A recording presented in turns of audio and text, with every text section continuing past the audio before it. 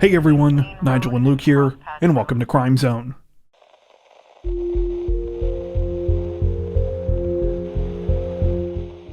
What began as a quick trip to the convenience store ended in chaos for a California family this week when a carjacker stole a vehicle with 3 children inside, sparking a high-speed chase that ended in a violent crash on the Pacific Coast Highway. The ordeal unfolded on Friday, August 29th, when local mother Tersa Tax parked outside a 7-Eleven in East Los Angeles around 6:40 p.m. She left her Chrysler sedan running with her 3 sons, ages 9, 7, and 2, inside while she went into a store. The children's father was parked nearby in a separate vehicle and was keeping an eye on the kids when a man suddenly jumped behind the wheel of the Chrysler and sped off. The father tried to stop the suspect, grabbing onto the car as it pulled away. He was dragged for a short distance before falling to the ground, sustaining injuries to his chest and upper body. Meanwhile, the suspect tore through the streets with the children trapped inside. Deputies and California Highway Patrol officers pursued the vehicle as it barreled westward across Los Angeles County.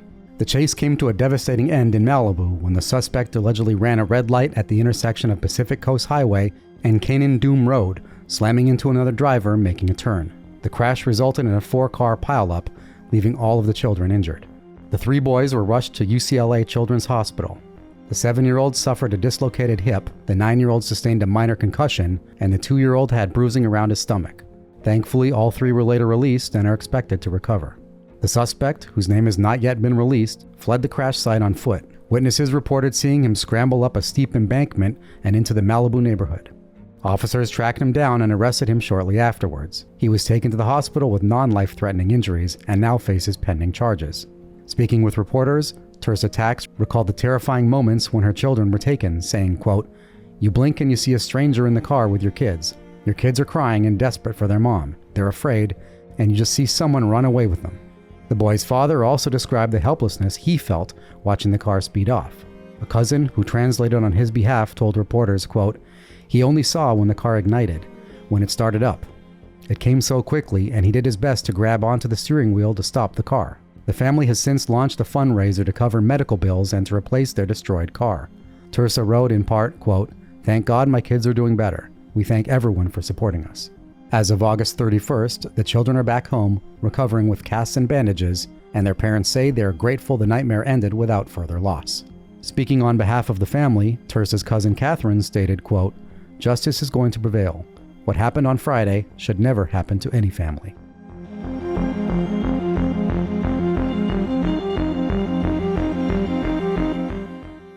Authorities in Oregon say that they were forced to make an arrest in an equally strange and creepy case this week after a man was discovered secretly living inside the crawlspace of a condo complex, turning it into a hidden home outfitted with lights, electronics, and even a TV.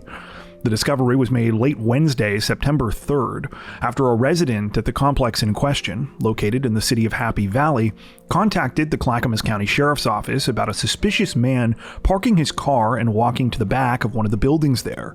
The witness said they noticed the door to the crawlspace was briefly open with a light glowing inside before it quickly closed.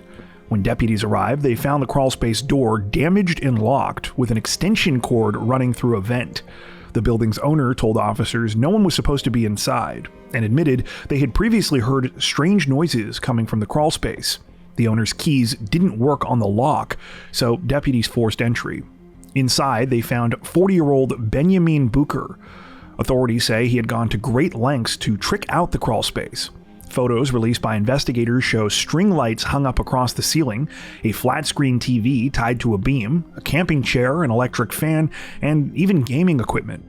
Deputies say Bucher, quote, had taken significant steps to improve the conditions of the crawlspace and was obviously living inside, estimating he had been there for an extended period of time. Police also found a pipe with white residue that tested positive for methamphetamine. Bucher was arrested on charges of first-degree burglary and unlawful possession of meth, with his bail set at $75,000. Bucher has a prior criminal history, including convictions for assault and harassment in 2022, theft and resisting arrest in 2019, and burglary in 2018. While some neighbors were rattled by the discovery, others online were struck by Bucher's elaborate setup. After the sheriff's office posted photos of the hideout, one social media commenter wrote, quote, "Minus the meth, this is actually a pretty smart way to get off the street. That would be $1,200 a month if it wasn't somebody's crawl space. A woman claiming to share a 5-year-old daughter with Booker later chimed in and apologized for his behavior, writing that, quote, jail and probation is the only thing that keeps him clean. The sheriff's office stressed that while Booker's hidden living space may have seemed resourceful, it came at the expense of the building's owner and tenants, not to mention the fact that most of the items found in his hideout are believed to be stolen. Police further highlighted the safety risks of someone secretly tapping into a property's electricity while concealing their presence just beneath unsuspecting residents.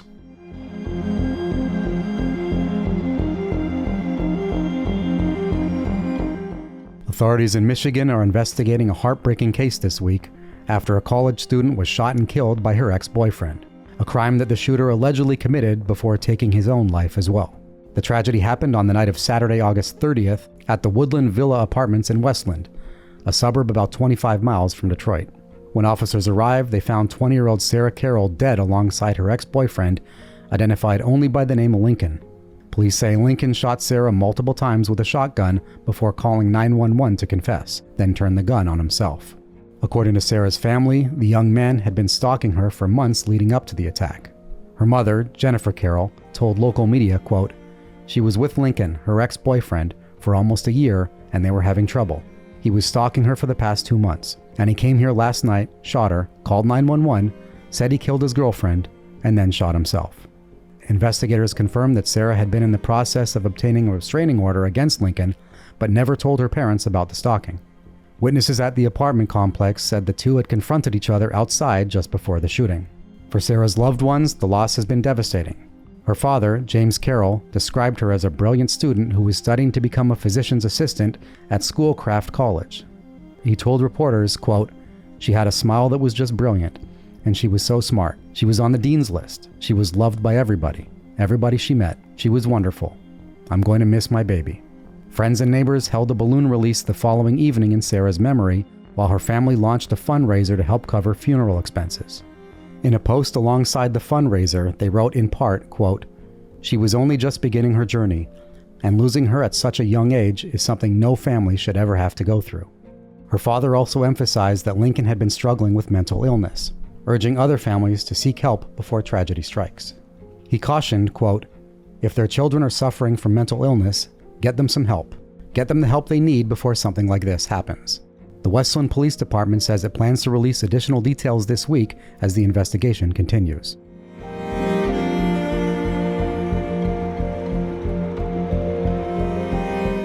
What began as a late-night childhood prank ended in tragedy when an 11-year-old boy was fatally shot while playing ding-dong ditch with his cousin. It happened late on Saturday, August 30th in East Houston.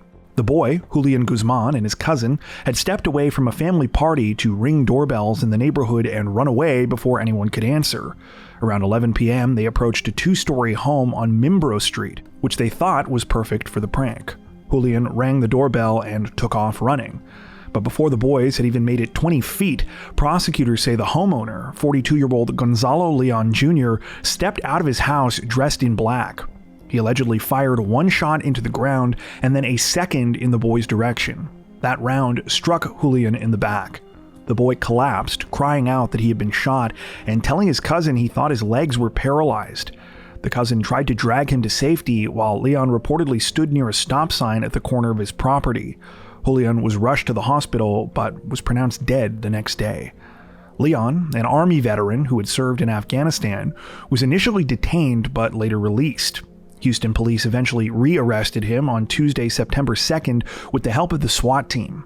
He's now charged with Julian's murder. Prosecutors say they plan to pursue a capital murder charge, which carries the possibility of the death penalty. Investigators found about 20 firearms in Leon's home, a mixture of rifles and handguns. In court, defense attorneys described him as a disabled veteran exercising his rights, but prosecutors maintained that his actions were intentional and not self-defense, especially because the shooting did not happen on Leon's property, and Julian was actively running away when he was fatally shot. This was echoed by police who responded to the scene, including Houston Police Sergeant Michael Cass. In an interview, he told reporters, quote, "In my opinion, it doesn't look like any type of self-defense." Harris County District Attorney Sean Tier emphasized that the boys were doing nothing more than playing a prank, saying, quote, "They were doing what 11-year-old boys do, just playing pranks on their neighbors, and for that, he lost his life." Court records show that Julian's cousin had been recording the prank on his phone, and that video evidence is now a part of the case. Witnesses also reported hearing the gunshots and seeing Leon return calmly to his home afterward. Meanwhile, Julian's family is left grieving a child whose life ended far too soon. Leon's bond has been set at $1 million, and he remains under house confinement with electronic monitoring. He is due back in court on October 11th, where prosecutors will present the case to a grand jury.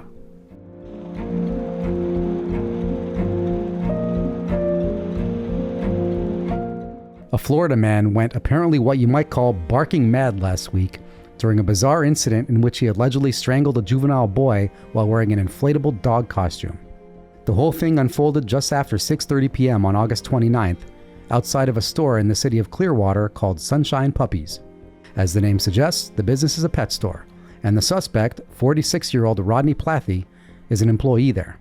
At the time, he was standing outside trying to attract customers by wearing one of those inflatable Halloween costumes, with this one in particular making it look like Plathy was riding on a giant puppy.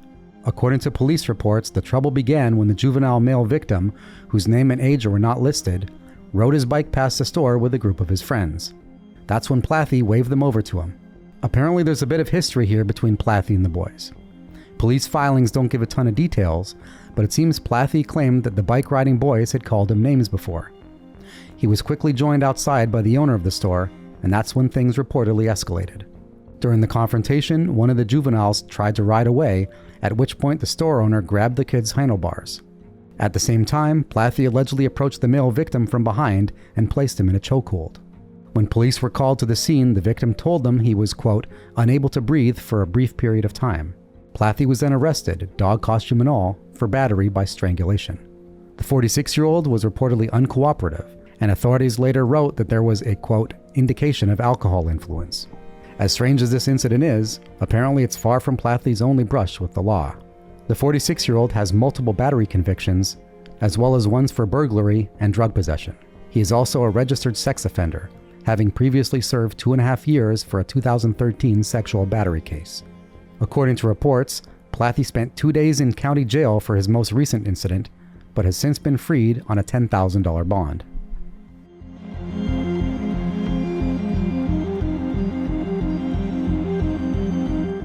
Authorities in Nevada say that an early morning photo shoot turned deadly last month when a young woman allegedly shot and killed her boyfriend while posing with a firearm, an incident police say may have been influenced by her disturbing obsession with guns.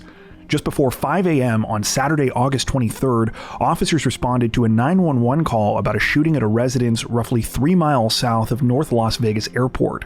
When they arrived, they found 23-year-old Mark Gahn sprawled on the sidewalk with a gunshot wound to the neck.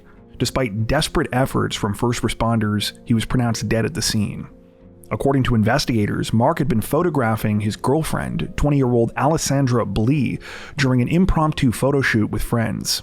Around 4:30 a.m., the group decided Blee would pose with a firearm for pictures. One witness told police that he checked the gun to make sure it was unloaded and removed the magazine before handing it over. After snapping a few photos, one of the witness's girlfriends went inside to change outfits. When she returned, however, the magazine had been reloaded into the weapon. Moments later, the firearm was discharged, striking Mark. Blee told investigators the shooting was an accident, claiming she believed the gun contained no rounds. She also said she had never completed a firearm safety course before handling the weapon. But when detectives executed a search warrant on her phone and social media accounts, they uncovered evidence that Blee had what they described as a fascination with firearms. Messages showed her posing with different weapons and talking about building an arsenal.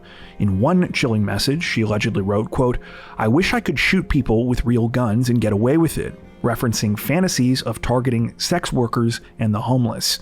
In another exchange with Mark, when he suggested they use dummies for target practice, Blee reportedly replied, quote, "We gotta shoot someone real. Going to be the tunnels. If it's only one a night, the police will remain clueless."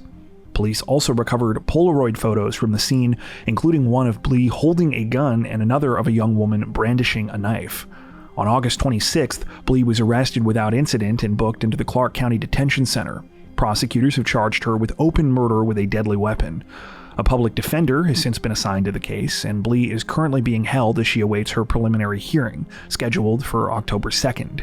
The case has left Mark's family and friends reeling. A young man killed during what should have been nothing more than a playful late-night photo session, now overshadowed by disturbing revelations about his girlfriend's fixation with violence.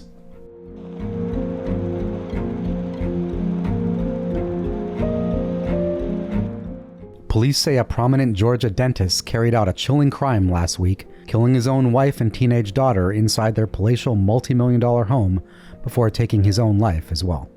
The grim discovery was made Sunday, August 31st, just after 4 p.m., when officers conducted a welfare check at a mansion inside the gated St. Ives Country Club community in Johns Creek, about 30 miles northeast of Atlanta. Inside, they found the bodies of 52-year-old James Choi, his wife Myung, also 52, and their 15-year-old daughter, Grace. James Choi, a native of South Korea, was a practitioner at Highland Dental in nearby Suwannee. His professional biography describes him as a dentist whose, quote, primary goal is to make each of his patients smile, which he pursues by treating them as he would treat his own family. Outside of work, Choi was known to enjoy golf and spending time with his wife and daughter. Grace Choi was remembered as a gifted violinist and a beloved sophomore at Mount Pisgah Christian School. Just weeks before her death, she performed at Carnegie Hall in Manhattan with the True North Symphony. Her school's fine arts department wrote, quote, Grace, you are so loved. You make us so proud, and you will always be an integral part of our fine arts family. The family lived in a 6-bedroom estate valued at $1.75 million, with sweeping views of the golf course and access to the country club's private amenities. Flowers and packages were seen left outside their Glencourt home after news of the tragedy spread. Johns Creek Police Chief Mark J. Mitchell said the case has left the community shaken, telling the media, quote, this tragic incident has deeply affected not only the family and neighbors, but our entire community. We extend our heartfelt condolences to those impacted and ask that the community help them in their thoughts during this incredibly difficult time. Authorities have not disclosed the cause of death and said they will withhold further details to preserve the integrity of the investigation and out of respect for the surviving family members. Mount Pisgah Christian School performed Grace's passing in a statement, writing, quote, we are heartbroken and devastated to confirm the untimely death of one of our treasured and beloved students, sophomore Grace Choi. We wish to express our deepest condolences and our heartfelt love, support, and prayers to Grace's extended family, friends, and everyone who is grieving with our school community. The investigation into the awful tragedy remains ongoing.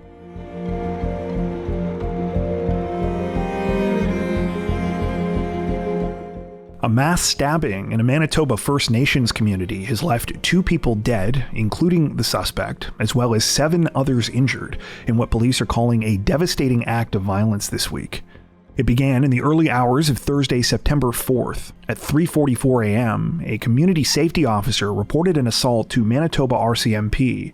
Within hours, officers were dispatched to 2 separate homes in the Clearwater First Nation, where they found multiple victims suffering from stab wounds. Among them was 18-year-old Marina Simard, who sadly later died of her injuries. Police identified the suspect as her brother, 26-year-old Tyrone Simard. RCMP say he stabbed 8 people, ages 18 to 60, all of whom were known to him. 7 remain in hospital, many with critical injuries. Michael Raven, one of the injured, was stabbed while sleeping in his home. His children told reporters his lung was punctured, but he is awake and talking. As police rushed to respond, Simard fled in a stolen vehicle. Just before 7 a.m., his car collided head-on with an RCMP cruiser on Provincial Road 304. Simard was killed in the crash. The female officer driving the police vehicle was rushed to the hospital with critical but non-life-threatening injuries. By 8:15 a.m., Winnipeg's Health Sciences Center declared a code orange, preparing for a mass casualty event. 6 victims were transported by ambulance, while 2 more were airlifted by STARS helicopters. At least 2 underwent emergency surgery. The hospital lifted its emergency code shortly before 11 a.m. Clearwater Chief Larry Barker, visibly shaken, offered condolences at a press conference. He said in part, quote, "The families were very close to me. My deepest condolences to them right now." He also urged the community to come together and support one another. Manitoba Premier Wab Kinew praised the injured officer as a hero, stating, quote, "She stopped a man on a rampage. He added, quote, "We will get through this the way we always do, as Manitobans, together." The tragedy struck exactly 3 years to the day after a mass stabbing at Saskatchewan's James Smith Cree Nation, which left 11 people dead. Leaders there issued a statement of solidarity following the tragedy this week, writing, quote, "From our nation to theirs, we send strength, compassion, and the reminder that they are not alone. We walk together in spirit." Court records reveal Simard had a troubling history prior to this week's attack. In June, he was charged with assault with a weapon and mischief, and was ordered by a Winnipeg court to stay away from his sister Marina, the same sibling killed on Thursday. He also faced older charges of sexual assault and sexual interference dating back to 2017. Records show he struggled with low cognitive function and alcohol abuse, and spent much of his childhood in foster care. Provincial Road 304 remained closed as investigators processed multiple scenes in Hollow Water. A gray, vinyl-sided home surrounded by police tape marked one of the scenes of the attack. Community members gathered quietly at the band office to watch the RCMP's live-stream press conference, absorbing the weight of what had happened. Police say there is no ongoing threat to public safety, but the wounds run deep in the small community of just 1,100 residents. However, many were quick to remind the public that this is not what their community stands for. Among those who spoke out was Christy Williams, whose father is among the injured. She said in part, quote, "This incident doesn't sum up Hollow Water. This is scary for everybody. The community is all shaken up from it." Hey there. Before you take off, we'd just like to take a second and say that we really appreciate you sticking around to the end of the video. Luke and I are so grateful for our incredible Crime Zone community, so thank you for being a part of it. If you want to help Crime Zone continue to grow, one of the easiest things you can do is leave a like on this video and consider subscribing. Be sure to hit that notification bell as well and select all notifications to stay up to date with our latest releases. If you're looking for additional ways to support the channel, there are a couple of options. We've got a thriving community over on Patreon, where you can get ad-free and early access to all of our content, as well as 4 additional stories per week for each of our Crimes of the Week and Crimes of the Week International videos. Head over to patreon.com/crimezone to learn more and to meet some of the awesome people whose names are currently on screen. If that isn't your thing, we've also now launched channel memberships so you can join directly here on YouTube. Channel members get a lot of the same perks as on Patreon, including extra content, without the added hassle of having to go off-platform. Now, that being said, we know times are tough and that not everyone is able to support financially. Regardless of your situation though, we want you to know that we truly appreciate every like, sub, share, and comment that you send our way. Once again, thanks so much, and we hope to see you soon.